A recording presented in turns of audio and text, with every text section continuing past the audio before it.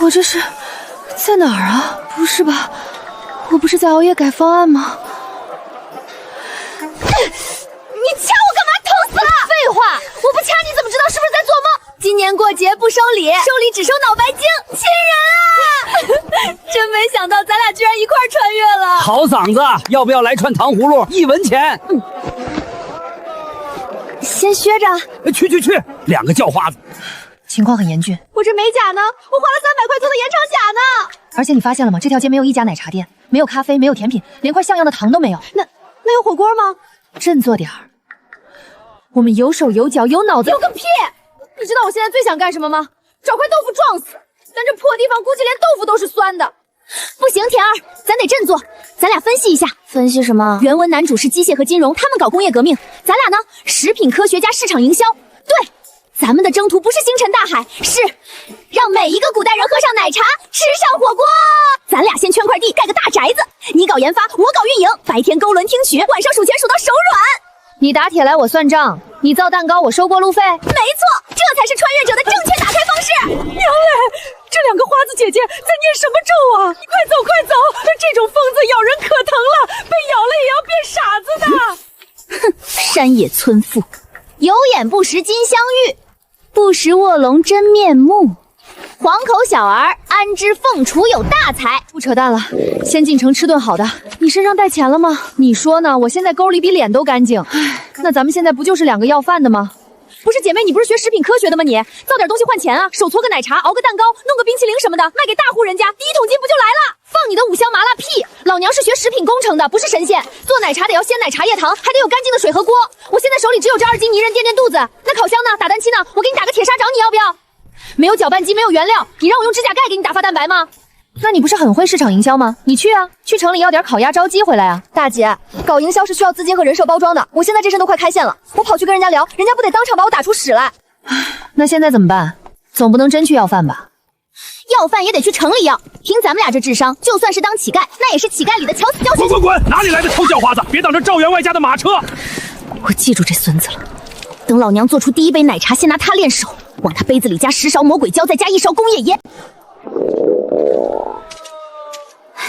田儿，50文够咱们活10天了。我这辈子再也不想碰酱油了。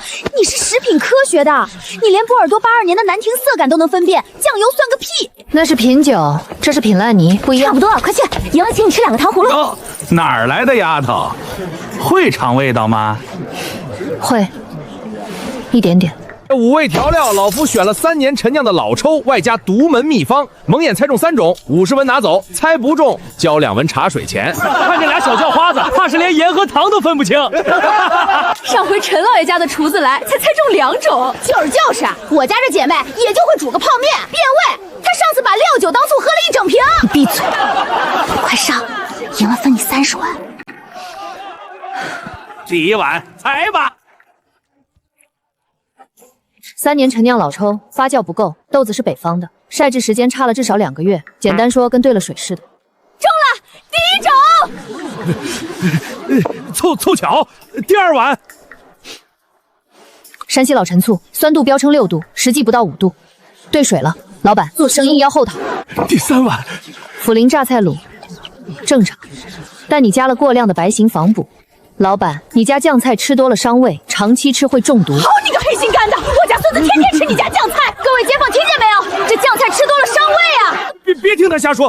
第4碗，汉源花椒粉，正品，但掺了1/3的面粉充数。老板碗这省的可真有创意。最后一碗，你绝对猜不出来，这是老夫独家秘方。独门秘方，这不就是你家酱菜缸底沉淀了3年的烂泥汤吗？都发酵出绿毛了，黄曲霉素超标至少10倍。 这玩意儿喝了会死人！龟奶奶饶命啊！小的错了，50文给您，再加10文赔罪钱。60文 ，A 轮启动资金到位了。糖葫芦呢？你说的2个？吃什么糖葫芦？咱们要干大事儿，以后天天吃。田儿，从今天开始，咱们在古代的征途正式起航了。怎么说？第1步，用食品科学知识做出古代没有的美味；第2步，用市场营销手段打开市场；第3步，我们要让这个时代记住，有2个女人来过。 而且他们不只带来了奶茶和火锅。这房子虽然破，但地段好，10文1月，不讲价，地段好，隔壁就是猪圈，对面就是粪坑。那也比睡大街强。爱住不住。算了，有个顶就不错了。给。但说好了，漏水你得修。我只管租不管修，你们2个小姑娘能住3天就算长的。这地方连我家的仓库都不如。通风差、采光差，但勉强够用。至少咱们有自己的研发基地了。研发基地，这连基础水电都没有。没有电可以生火，没有水可以去井里打，没有就用手。古人能做出豆腐，我们就能做出奶茶。先解决第一个问题，做奶茶。水温目测90度左右，泡茶时间心里默数180秒。你就不能快点？我饿得前胸贴后背了。急什么？食品科学没有差不多，只有精确。90度，刚好。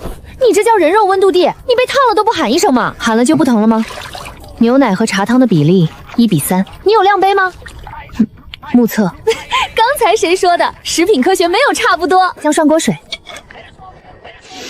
不甜不香，茶是茶，奶是奶，各过各的。离婚了还没分财产。缺糖，古代没有白砂糖。那你用蜂蜜啊？蜂蜜，天然的甜味剂，你小心被蛰。为了奶茶，值得。小东西，等我发达了，天天烧你们的巢做蜡烛。有点意思了，甜的、香的，这才有奶茶的样子。食品科学懂不懂？只要掌握糖度、奶脂比和茶多团的平衡，哪怕是野蜂蜜也能调出好味道。再来一碗，这次多加点蜂蜜。总算有点穿越者的尊严了。等咱们做出完美的奶茶，就去找大户人家推销，一杯卖5两银子。5两？你抢钱啊？成本不到3文，这叫品牌一不懂。女人买的不只是奶茶，买的是身份。田儿，你说咱们以后会不会成为大燕巢最有钱的女人？先把明天的房租赚出来吧。理想很丰满，咱们还剩40文。等我们发达了，我要盖一座大宅子，院子里种满茶树，养100头奶牛，专门给你做奶茶。那我给你做一辈子的奶茶喝。真的？假的。等你胖成球了就不给了。宫廷玉液酒，100发1杯。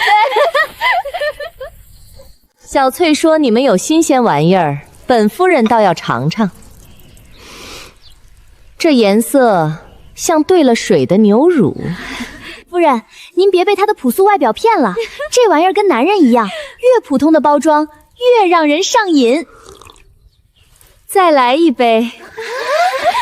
小翠姑娘，这是我们田蜡轩的会员预约制，每月是50杯。知府夫人自然是第1位，但剩下的49杯，先到先得。全青州府的贵妇，抢破了头也抢不到。50杯，这么多夫人抢怎么够？所以才珍贵啊！你想想，全青州府只有50个人能喝到，夫人若是没带朋友来，那多有面子。这种面子花多少钱都买不来。我懂了，就像只有诰命夫人才能穿的云锦。聪明，小翠姑娘，你天生就是干市场的料。什么？这就没了？我家夫人还没排到呢。我出30两，给我留2张。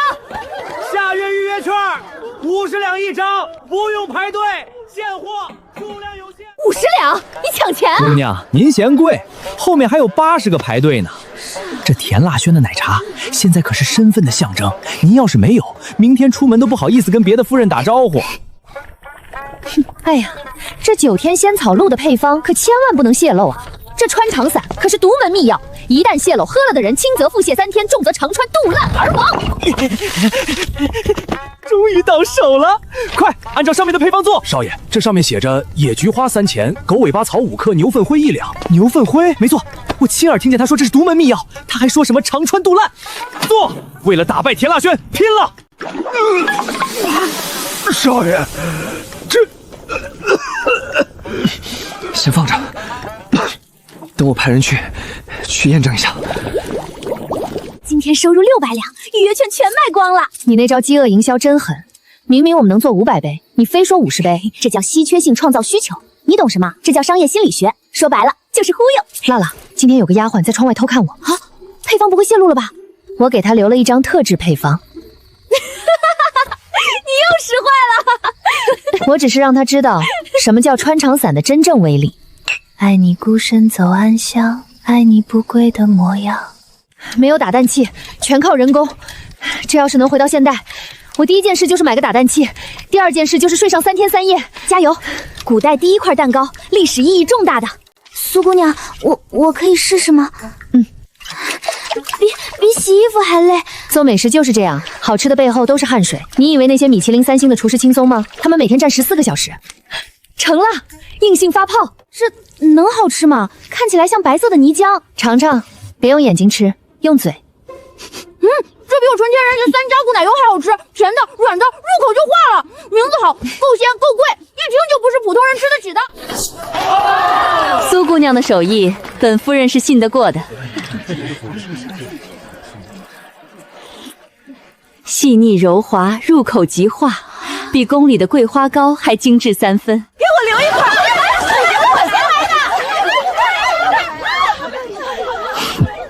女人家的把戏撑不过3个月。听说你们这儿出了个什么云糕？王老板也来尝尝，刚出炉的，还热乎。尝什么尝？这种不入流的小食也配叫点心？那王老板觉得什么才叫点心？我碧螺居的龙井酥是江南名师亲手制作，你那是什么？臭鸡蛋抹在馒头上。谢谢。王老板说的对，我们的蛋糕确实简单，但连5岁的孩子都爱吃。您的龙井酥，孩子愿意吃吗？哼！甜辣轩招女工，包教手艺，月前500文。女的也能学手艺？当然，在我这儿不分男女，只看手艺。男人的手能擀面，女人的手凭什么不能？我想试试，但我不识字。不需要识字，只需要有手有心，有一股不想饿死的狠劲儿。苏甜，咱们的第一批甜辣女团来了。这是茶叶，这是牛奶，这是蜂蜜，比例是3比2比1。3比2比1。还有最重要的一点，微笑服务。什么是微笑服务？就是这样。客人来了，要笑得比蛋糕还甜。记住，客人买的不是奶茶，是心情。慢慢练，来。今年过节不收礼，收礼只收脑白金。李掌柜，听说你们最近的蛋糕卖得不错。托您的福，还行。一个女人抛头露面做生意，也不怕嫁不出去。崔少东家操心了，我嫁不嫁得出去不知道。但您的崔家食反，最近客人好像少了3成。咱们明人不说暗话，这条街向来是我们几家的地盘。所以呢？所以你们要么交3成利给我们，要么关门滚蛋。他们不会善罢甘休，今晚必有动静。你怎么知道？崔渊这种人，当面威胁不成就会来阴的，要么是偷配方，要么是搞破坏。他的逻辑很简单，我得不到的，谁也别想得到。古代版防盗系统，零成本，高效率。石灰粉治盲，辣椒粉治咳，双重保险。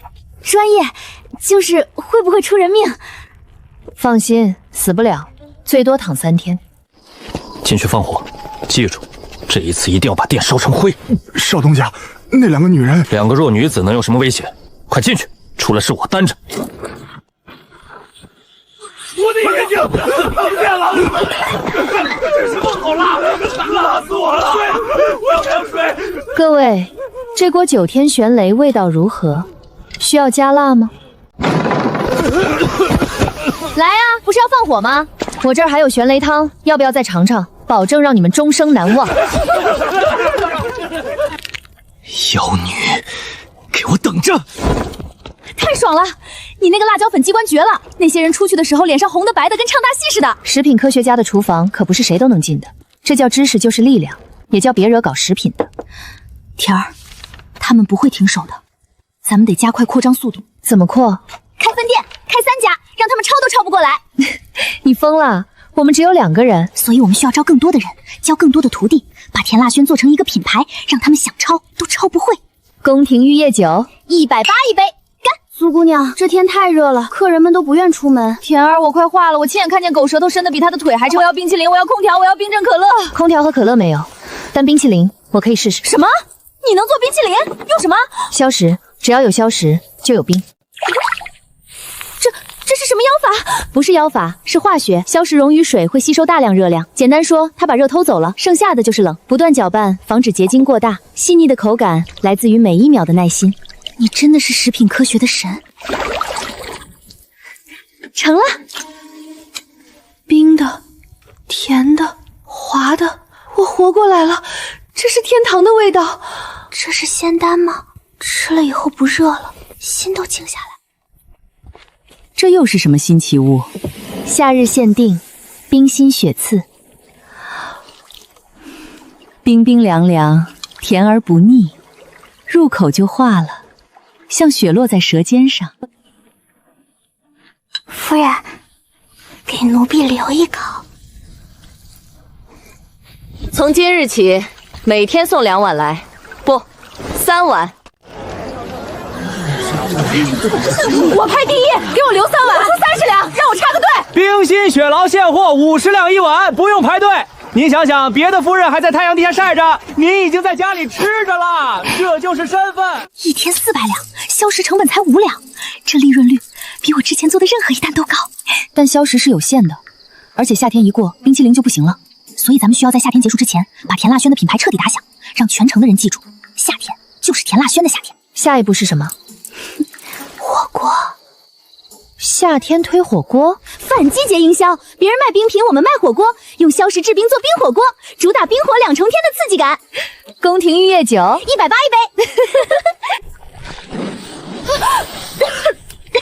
这是什么味道？又香又辣又麻。牛油锅底，花椒提供麻感，辣椒提供痛感，八角和鬼皮提供香气，3感合一才能上瘾。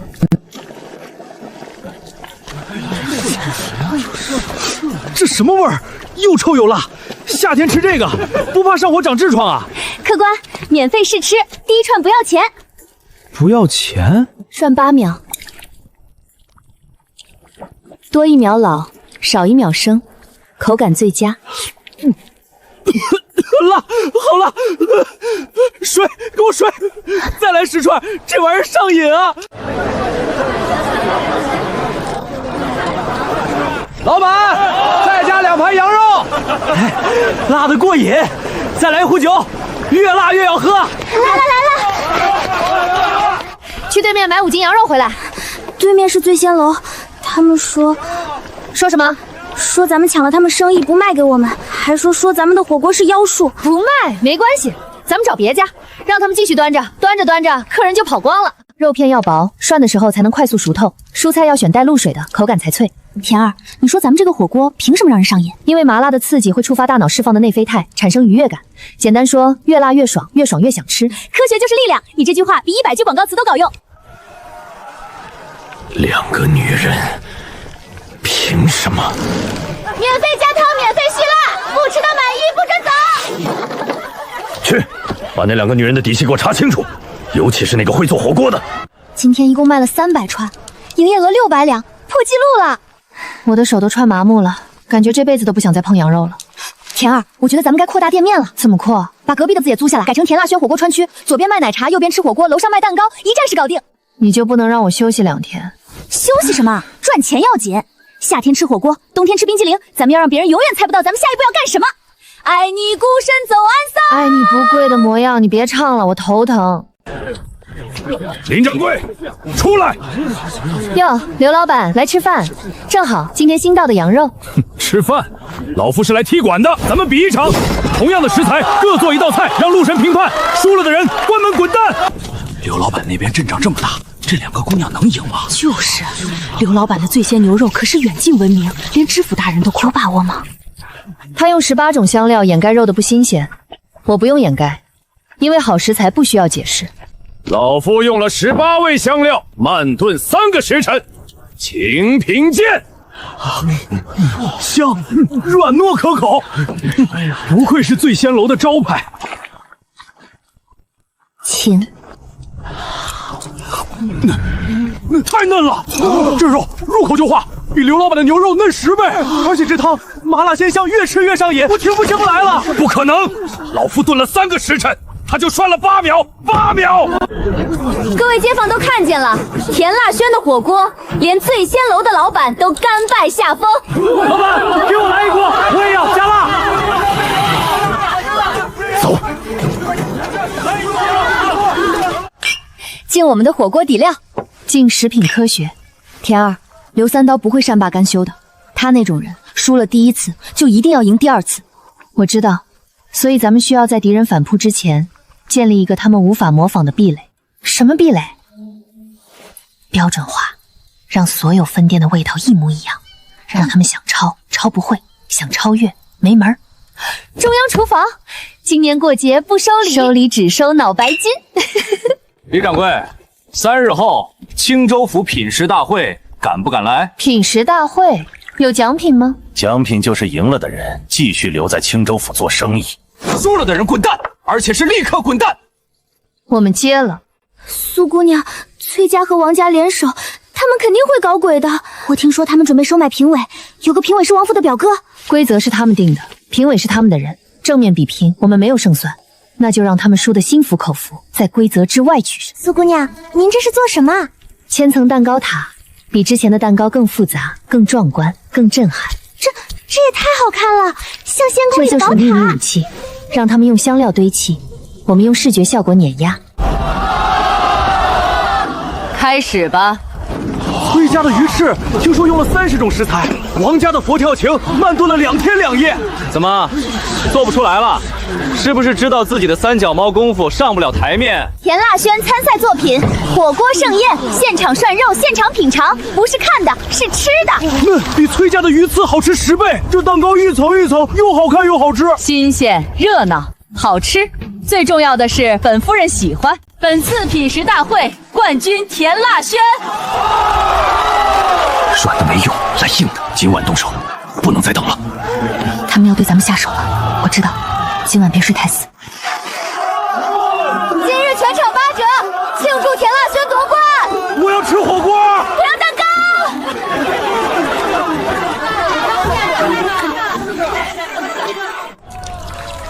这是什么？好酸！我的鼻子要罢工了。防线，他们今晚一定会来。酸菜汁倒在地上，比油还滑。再配合我设置的机关，你真的是食品科学界的诸葛亮。就是这味道能不能小一点？进去放火，记住，这一次一定要把店烧成灰，连一根筷子都不要剩。让他们知道得罪我们的下场。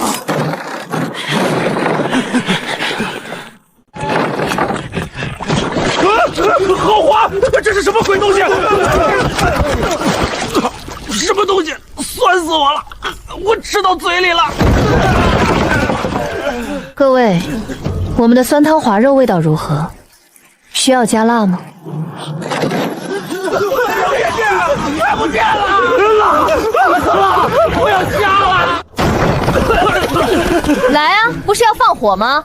我这儿还有酸辣汤，要不要再尝尝？保证让你们终生难忘。小女，快走！再不走，咱们也得栽进去。从今天开始，田腊轩正式成为青州府第1食士。苏姑娘，您真的太厉害了，连崔家和王家都怕我们了。这只是开始。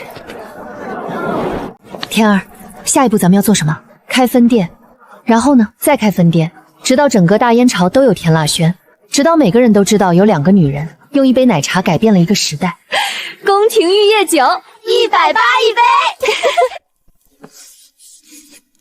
天儿，咱们的存款已经够做一件大事了。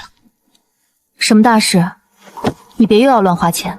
借高利贷，然后垄断原料市场。什么？从汇通钱庄借3万两，以高出市价2成的价格，把江南所有的上等茶叶和汉源花椒全部买空。这风险太大了，万一还不上，富贵险中求。原料，所有竞争对手都得跪下来求我们，到时候价格由我们定，用我们未来半年的独家分红权做抵押，借3万两。林掌柜，你们田腊轩的生意确实红火，但这3万两，3个月后我连本带利还你4万两，少一个子儿，田腊轩归你。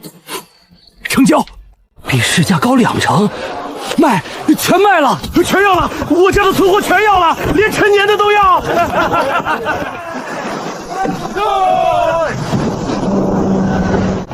老板，上等龙井还有没有？崔少爷，全被人买空了，现在连最次的茶叶都买不到了。谁干的？谁有这么大的手笔？是你们！你们买空了所有原料。崔少爷，买卖自由，你管得着吗？你们这是恶意竞争！商场如战场，优胜劣汰，你不懂吗？对了，如果你需要原料，我们可以卖给你，市价的3倍。你们，辣辣，这样做是不是太狠了？对敌人仁慈就是对自己残忍。崔家和王家联手要烧我们的店，这就是报应。下一步呢？下一步低价庆销，让他们连最后一口气都喘不上来。5文，比茶馆还便宜，给我来2倍，不3倍！田蜡轩回馈百姓，全场成本价，数量有限，先到先得。 5文钱一杯奶茶，我怎么比得起？食客全跑了，开一天亏一天，关门吧。你是怎么办事的？咱们家的生意全被那2个女人抢走了。爹，他们垄断了原料，又压低了价格，我们根本没法竞争。你快去求他们，给条活路！快去！崔家3代石坊不能毁在你手里。李掌柜，求您给条活路。崔少爷，怎么不嚣张了？之前不是说要让我们卷铺盖滚蛋吗？是我有眼不识泰山。我们可以终身你一个机会，从明天起，你在田蜡轩当学徒，月钱300文。300文？我堂堂崔家少东家。崔少爷，你现在还有崔家吗？崔家食府明天就要被查封了，你爹已经把你卖了。他刚才派人来说，崔家食府的招牌，他1文钱卖给了我们。崔掌柜，这些也麻烦你了。别叫我掌柜了，我现在只是个洗碗的。苏姑娘说了，洗不干净要重洗，但她还说，只要认真干，以后有机会升迁。我知道了。1个月前，他还扬言要让我们滚蛋，现在他在给我们洗碗。其实我有点不忍心。田儿，对敌人的仁慈就是对自己的残忍。他要是不坏，也不会落到这步地步。下一步呢？醉仙楼，留3道。老板，大厨走了，2厨也走了。他们说去田蜡轩应聘了，那边的工钱比咱高3倍。什么？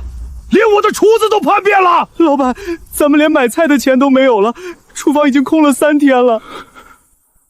苏姑娘，您这个火锅底料真是绝了，比刘老板的拿手菜好吃10倍，而且这里的工钱比醉仙高2倍，还不挨打。好好干，以后你们就是田蜡轩的正式厨师，在这里不看出身，只看手艺。李掌柜。哟，刘老板，这么晚了有什么事？李掌柜，求您给条活路，醉仙楼我白卖给您，只求一口饭吃。刘老板之前不是很有骨气？是我有眼无珠，是我嘴贱，您大人有大量，给我一条生路。从今天起，醉仙楼改挂田蜡轩招牌，你从老板变成掌柜，月钱500文，拿1成干股。谢谢李掌柜。但有一个条件，你必须按照我们的标准化流程操作，味道、服务、卫生一样不能差。明白，我刘三刀别的没有，管理经验还是有的。田蜡轩的奶茶真好喝，蛋糕也好吃，火锅更是一绝，比醉仙楼强多了。现在我们垄断了青州府80%的餐饮市场，日入5000两。1个月前，我们还是2个乞丐，现在整个青州府都在喝我们的奶茶，这就是食品科学加市场营销的力量。宫廷玉液酒180一杯。本官接到举报，田蜡轩涉嫌偷税漏税，给我查。赵大人，我们的税一向按时交清，1分不少。交清了，那得查完才知道。2个女人做这么大的生意，背后一定有男人撑腰吧？把你们背后的金主交出来。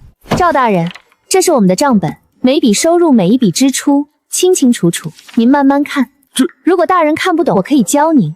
第1课，总收入去总成等于利润，这个叫减法，您学过吗？你敢羞辱本官！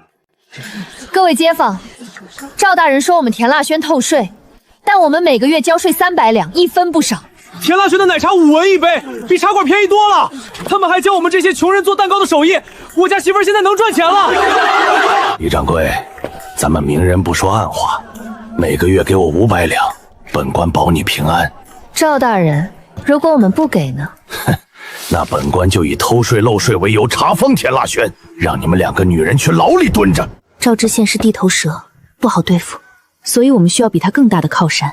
知府夫人，她现在是我们的 VIP 客户，每天喝2碗奶茶，只要她开口，赵知县算个屁。你是说，明天给知府夫人送一份特别礼物？这是水晶吗？这是琉璃宝盒，专门用来盛放甜品的，世上仅此一件，送给夫人。好美。夫人，有件事想请您帮忙。夫人，这是什么？好亮！这镜子比铜匠清楚100倍，连毛孔都看得见。这是田蜡轩的琉璃神镜，世上仅此一面。我也要，多少钱我都买。夫人帮我们跟田蜡轩说说情吧，我愿出3倍价钱。李掌柜，你们田蜡轩的手艺，本府早有耳闻，夫人对你们赞不绝口。大人过奖，我们只想老老实实做生意。本府决定授予你们青州府皇商特许经营权，从此田蜡轩受州府直辖庇护，地方县衙无权干涉。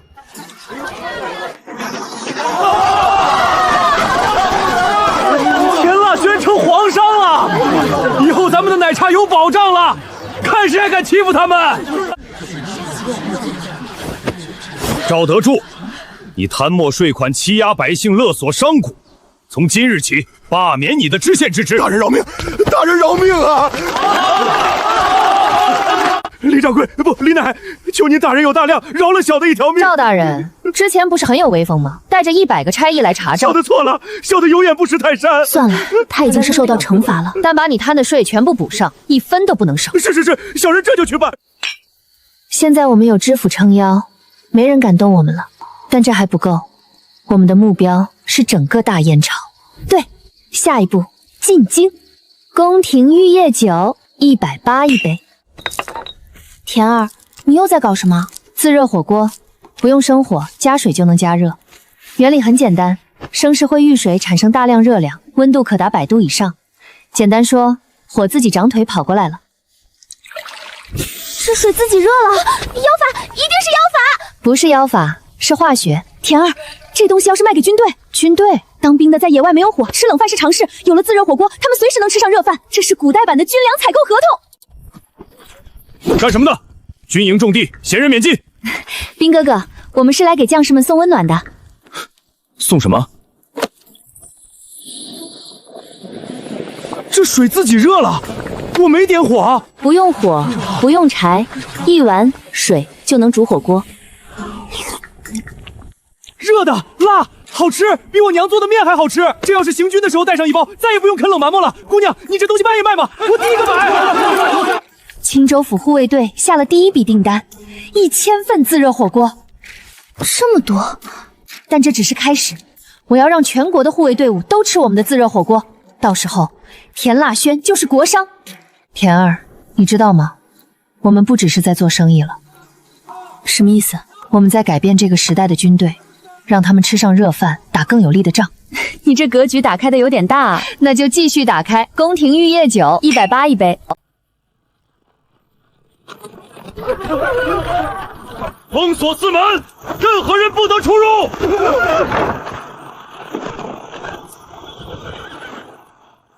本王的3万铁骑已经断粮3天了，你这青州府，本王借来筹点军饷，你有意见吗？没有，王爷请便。听说城西有个什么田蜡轩，富可敌国。王爷，那2位姑娘是皇商。皇商，在本王的刀面前，什么商都是待宰的猪。奉镇北王令，查封田蜡轩，所有人出来。苏姑娘怎么办？我去跟他们拼了！田儿，冷静，硬拼只有死路一条。那怎么办？看着他查封我们的店，我去跟他谈，用商业规则跟军阀谈。镇北王要的是军饷和军粮，我们有他需要的东西。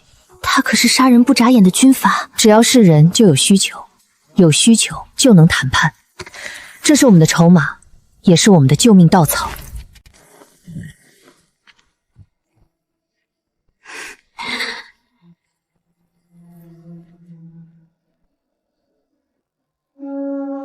拉拉，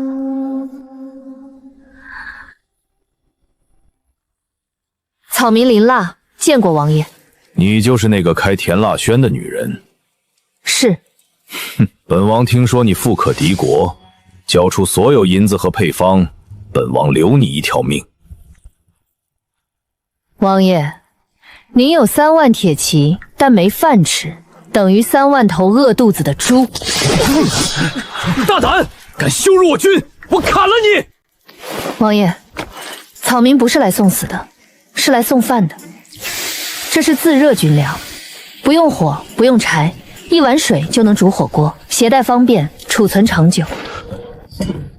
继续说。王爷，您北疆大营每年军粮开销30万两，其中运输损耗占3成，腐败贪墨占2成。你怎么知道？因为我算过，如果我们田蜡轩承包您的军粮，成本只要10万两，而且保质保量，每1包都热乎。你要什么？田蜡轩3成干谷，换您的绝对军事庇护。从今以后，田腊轩的商路您的铁骑护送，任何人，包括朝廷命官，都不得干涉。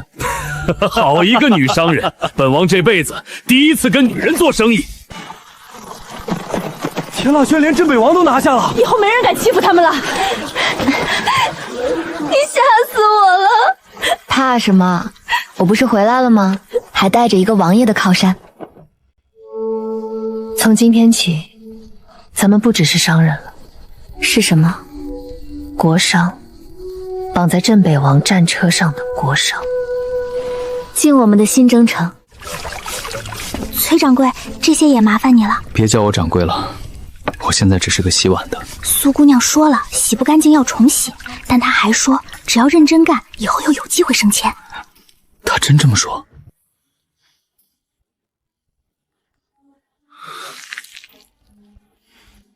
崔渊，你洗了3个月碗，有什么感想？以前我觉得女人不该抛头露面做生意，现在我知道，我连女人都不如。你们用智慧和手艺做到了我一辈子做不到的事。知错就好，一次机会，去我们给你新店田腊轩城南分店当实习掌柜，月前800文，做得好升正式掌柜。你们愿意给我机会？我们相信人会变。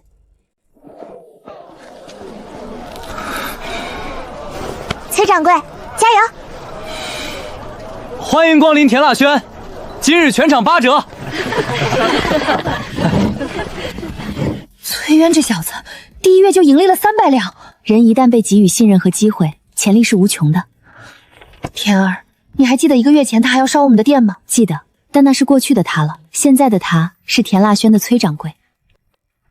3加5等于几？8。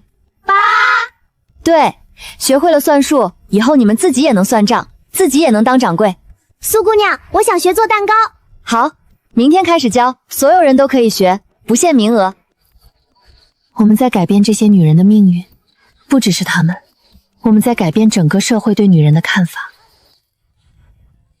进我们的甜辣女团，爱孤身走暗巷，爱你不跪的模样。我要在这里建3座工坊，墙壁用水泥，10天之内完工。姑奶奶，这乱石滩连根像样的木头都没有，用糯米汁和黄泥砌墙，最快3个月。如果我说出不用糯米汁，3天就能立起一堵墙呢？您要是能做到，我鲁把头以后免费给您干3年。就这些烂泥，倒进木框子里，等它干。等水一干，这泥巴一推就倒。姑奶奶，您还是回去卖奶茶吧。火锅底料每块重量必须一致，奶茶粉每包配比必须相同，这就是标准化生产。无论在青州还是京城，味道一模一样，让他们想抄，抄不会。欢迎光临田腊轩，您的奶茶请慢用。锅底标准化，每一锅味道必须一样，不一样就重做。从2个乞丐到一座工业帝国，苏田食品科学家，我们做到了。这只是开始，下一步，京城宫廷玉液酒180一杯。田儿，你在熬什么？怎么像那个？我在做巧克力。巧克力？你有可可豆？没有，所以我在用芝麻加红糖实验。这看起来像古代版巧克力，尝尝，别用眼睛吃。甜、苦、沙，还有一股糊味。苏姑娘，这真的能吃吗？看来没有可可豆，确实做不出巧克力。姑娘，这个你收吗？这是什么？我们那边的参馅果子，吃了快乐。可可豆，真的是可可豆。可可脂的熔点是34度，所以要隔水加热，不能直接煮。温度高了就糊，低了就不滑。好香，好浓，比我闻过的任何香料都香。我尝尝，哦，这是天堂的味道。丝滑浓郁，苦中带甜，好滑好浓，比蜂蜜还好吃，而且不腻。这叫黑金巧克力，我们的新产品，也是我们的王牌。田儿，你知道我最幸福的是什么吗？什么？穿越到古代还能吃到巧克力，这说明只要有你在，地狱也能变天堂。这就是沈可可使命，让美食跨越时空。宫廷玉液酒180一杯。压缩狗粮的原理很简单，高密度混合，去除水分，一小块的热量相当于3碗米饭。这么小，能吃饱吗？你尝尝。确实顶饱，吃半块就差不多了。就这么一小块，顶3碗饭。将军试试，不好吃不要钱。确实顶饱，味道不错，比那发霉的军粮强多了。携带方便，储存3个月不坏，而且营养均衡，不会得脚气病。好，本王每个月要5万份，价格你开。王爷爽快，每份压缩干粮10文，自热火锅20文，5万份，每月1500两。成交。从今以后，田蜡轩就是北疆大营的御用军粮供应商。压缩干粮，每块重量必须一致，包装必须密封，一点空气都不能进。1万份、2万份、3万份，还差2万份，加油！我们的火锅和干粮要送到北疆了，然后送到西域，然后送到全世界。天儿，我们绑上了镇北王这艘大船，是好是坏？至少现在没人敢动我们了，而且我们在做一件有意义的事，那就继续航行。宫廷玉液酒，180一杯。李辣、苏田，你们让我丢官破产，我要你们偿命！以前我是崔家少东家，现在我是田蜡轩的掌柜，但这种感觉反而更踏实。赵大人，您怎么在这里？去死吧！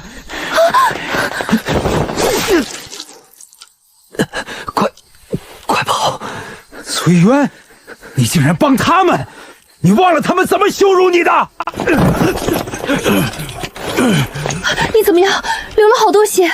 没事，皮外伤。为什么？以前我害过你们，现在我还清了。伤口不深，但会留疤。没关系，这个疤是我重生的记号。从今天起，你不再是洗碗工，也不是实习掌柜，你是田蜡轩的正式掌柜。谢谢，谢谢你们，给我第2次机会。田儿，崔渊变了，人是会变的，关键是有没有机会。敬崔渊，也敬我们给每个人的机会。宫廷玉液酒，180一杯。苏姑娘，我真的能学吗？我家里说女人不该出门。在我这里，女人和男人一样，靠手艺吃饭。只要肯学，以后你们就是田蜡轩的掌柜，不是丫鬟，不是附庸，是掌柜。打发蛋白要顺着一个方向，不能乱搅，乱搅就发不起来，蛋糕就塌了。这样吗？很好，继续。你看，泡沫越来越细腻了。3加5等于8，8减2等于6。学会了算术，以后自己做生意，不用靠男人。林掌柜，我想开一家自己的奶茶屋。有志气，先学好本事，以后你的店名自己想，不用冠夫姓。苏姑娘，我能得当掌柜了？不，你现在就是掌柜了。城东分店交给你。那我呢？城南分店你负责，记住，你是掌柜，不是伙计，挺起腰板。欢迎光临田蜡轩。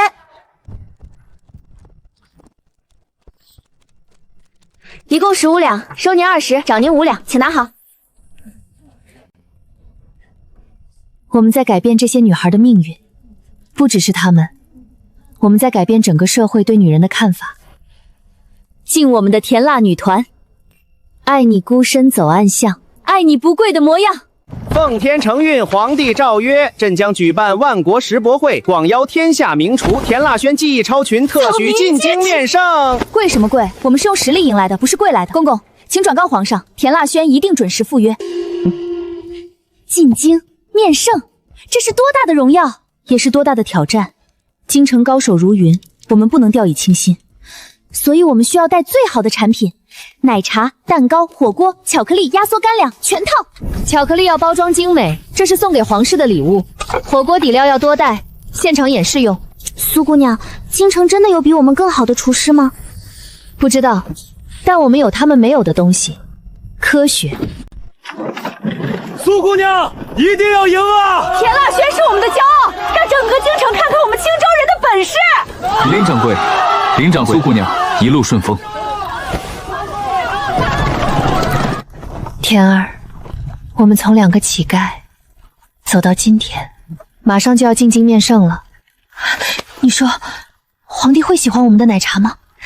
不喜欢的话，就给他做火锅，辣到他喜欢为止。进了京城，我们的田腊轩就能开遍全国了。不管遇到什么，我们一起面对。宫廷玉液酒180一杯。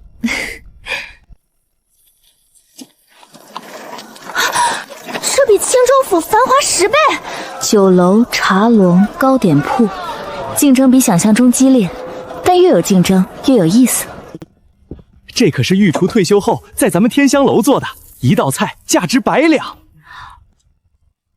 田儿，这比我们做的精致多了。精致是精致，但只是一道菜，我们要做的是让每个人都吃得起的美食。我是波索来的，擅长烤肉。我是苏州来的，擅长点心。田儿，我有点慌。慌什么？他们做的是艺术，我们做的是科学，科学永远赢艺术。好香，这是什么？红色的糖，从没见过。免费试喝，田腊轩特制奶茶，不好喝不要钱。这也太粗鄙了吧！一锅红汤煮菜。评审大人，请尝尝。外表粗鄙，内在精致，就像有些大人，外表光鲜，内里空洞。嫩、鲜、辣得过瘾。今天评审的反应很好。这只是初赛，真正的挑战在后头。那就继续战。宫廷玉液酒，180一杯。2个江湖女子也配叫厨师？本总管让你们见识见识，什么叫正宗宫廷菜。总管大人，请，我们洗耳恭听。此菜需慢炖3天3夜，集天下珍馐于一坛。我的火锅不需要3天3夜，8秒就能让人上瘾。鲜美、醇厚，不愧是宫廷菜。这也太刺激了吧！停不下来，一片接一片，停不下来。本轮田腊轩胜。不可能，本总管的佛跳墙怎么会输？总管大人的菜是一道艺术品，令人尊敬，但火锅是一种生活方式，让人参与其中欲罢不能。田腊轩赢了御厨，那2个女子太厉害了。田儿，我们赢了。初赛而已，决赛才是真正的考验。御厨都输了，我们还有谁怕的？越往后，对手越强，我们不能掉以轻心。那就继续战斗。爱你孤身走暗巷，爱你不跪的模样。田腊轩，听都没听说过。本公子今日让你们知道，什么叫真正的烹饪。田儿，他是满汉轩的少东家，京城第1楼。第1楼，从今天起就不是了。此菜汇聚满汉全席100道精华，浓缩于这一碟中。太美了，像画一样。不需要108道，只需要1道，就能让人记住一辈子。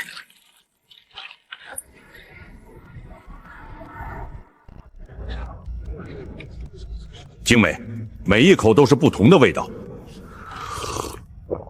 简单、纯粹、温暖，让我想起了小时候。万国食博会冠军田腊轩。不可能，满汉全食怎么会输？满汉全食是过去，奶茶是未来。冠军，我们赢了。这只是开始，我们要让全天下的人都喝上奶茶。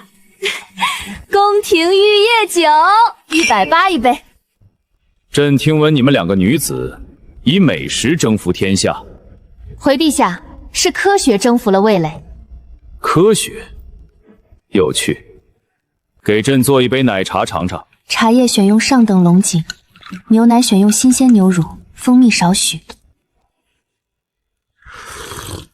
此物只应天上有。陛下，这是爱的味道，我们每一杯奶茶都是用心做的。好一个爱的味道！从今日起，田腊宣为大燕朝第1皇商，特许在全国开设分店，各地官府不得万岁。陛下有空来店里，我给他办张 VIP 卡，充100两送10两。你疯了？敢跟皇帝推销会员卡？